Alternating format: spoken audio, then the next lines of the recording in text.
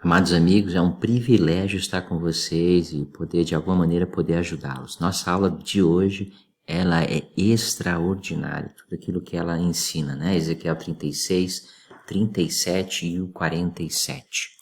Então, no capítulo 36, eu começaria ensinando a partir do versículo 26 e 27, onde o Senhor ensina que Ele vai nos dar um novo coração. Eu leria os dois versículos e perguntaria para os nossos alunos como isso se acontece, como nós podemos ter um novo coração.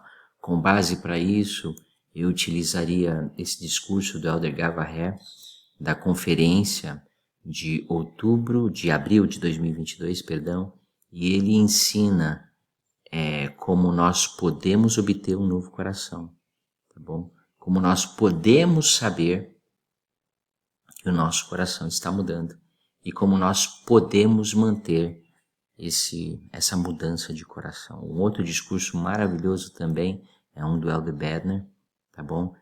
Chamado Mãos Limpas e Coração Puro. Tem muita coisa nesse discurso que ensina sobre mudança de coração, mas essa declaração aqui é muito boa, né? Todos os nossos desejos, nossas boas obras, por mais necessárias que sejam, jamais poderão produzir mãos limpas e um coração puro.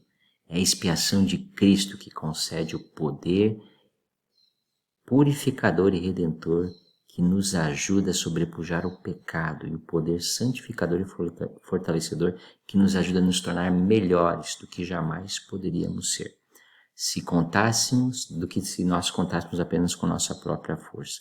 A expiação infinita é tanto para o pecador quanto para o santo e existe para cada um de nós. Então esses dois discursos podem ampliar a nossa capacidade de ajudar nossos jovens a ver quão importante é buscar não ter apenas mãos limpas, mas o coração puro. E como o Senhor opera essa mudança por meio do seu Espírito e por meio de sua expiação.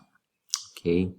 Então, o capítulo 37, ele começa ensinando sobre a ressurreição, né? O vale de ossos, a visão que Ezequiel teve do vale dos ossos secos. E podemos ver a capacidade, o poder de Deus aqui, o Senhor ordenando aos ossos que ressuscitem, né? Que grande bênção vai ser esse dia da ressurreição, né? Então, eu talvez leria o versículo 4, 5, 6 e perguntaria para eles como seria nossa vida, né? Depois dessa vida, se não houvesse ressurreição. E a escritura em 2 Nefe 9, do versículo 6 ao 9, responde perfeitamente, né? O versículo 9 ele diz assim: nosso espírito deveria tornar-se como o diabo, né? Como ele, o diabo. E nós nos tornaríamos diabo, anjos de o diabo, a fim de sermos afastados da presença de Deus e permanecermos com os pais da mentira em miséria, como ele mesmo, sim, como ele, aquele ser que nos enganou, nossos primeiros pais, né? Então ele fala sobre a importância da ressurreição. Então, qual a importância da ressurreição no plano de salvação? Como seria a sua vida sem a ressurreição? De que maneira a ressurreição demonstra o amor de Deus, o Pai, de seu Filho, o Salvador Jesus Cristo, por cada um de nós? Lembrem-se disso, sem ressurreição não teria sentido o plano de salvação, tá? Não teria sentido a retidão, não teria sentido uma vida aqui na terra. Então a ressurreição é uma grande bênção deste plano e veio somente e por meio do Salvador Jesus Cristo. Em Ezequiel 37 também, ele continua ensinando no versículo 16 e 17, ensinam a respeito da importância da Bíblia e do livro de Mórmon. Como seria a sua vida sem a Bíblia? Que princípios e doutrinas você aprende na Bíblia que ampliam sua capacidade de compreender sobre o plano de salvação? Que princípios nós aprendemos no livro de Mórmon que mudaram nossa vida? Porque o livro de Mórmon é o livro mais correto da face da terra, tá? Tem um discurso do Elder Ballard, tá? Que ele fala sobre a Bíblia Sagrada e ele fala, devemos ser imensamente gratos pela Bíblia Sagrada. Nela aprendemos não somente sobre a vida, os ensinamentos e as doutrinas de Cristo, mas também sobre sua igreja, seu sacerdócio e organização que ele estabeleceu e chamou a Igreja de Jesus Cristo na Antiguidade, tá? E ele diz, sem a Bíblia não teríamos conhecimento sobre a igreja no passado, nem teríamos a plenitude do Evangelho hoje. Alguns de nós desprezam a Bíblia, né? Nos concentramos muito no livro de Mormon, mas a Bíblia foi super importante. Sem ela, nós não teríamos a igreja restaurada. Esse discurso é um clássico do Evangelho, falando sobre os reformadores e sobre a importância deles para que a Bíblia pudesse ser transcrita para cada um de nós, ok?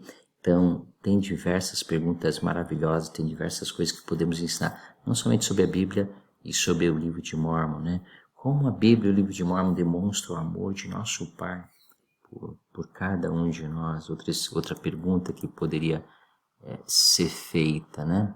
Em Ezequiel, depois 47, é um capítulo maravilhoso também, vai falar a respeito das águas que brotam da casa do Senhor. Se você clicar aqui em casa, é templo, tá bom? Lembrando que as águas vivas são Cristo, um simbolismo das ordenanças, de tudo aquilo que sai do templo, né?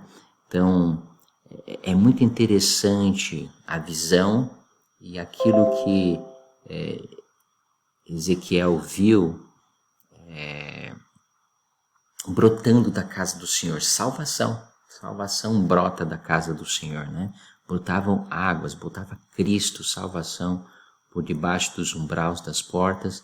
E ele diz que viu um homem, tá? E quanto mais ele media as águas, mais poder de cura aquelas águas tinham, mais Cristo tinha poder, né, na vida de cada um daqueles irmãos que frequentavam o templo, né? Porque o templo é tão importante para você, que princípios ou sentimentos esses jovens, né, puderam aprender no templo, que podem ser compartilhados, que eles poderiam compartilhar. Então, no versículo 5 e 6, não, no versículo 8, né, diz que aquelas águas levavam ao mar e tudo que elas tocavam ficava sarada, né? Então, pensem nisso.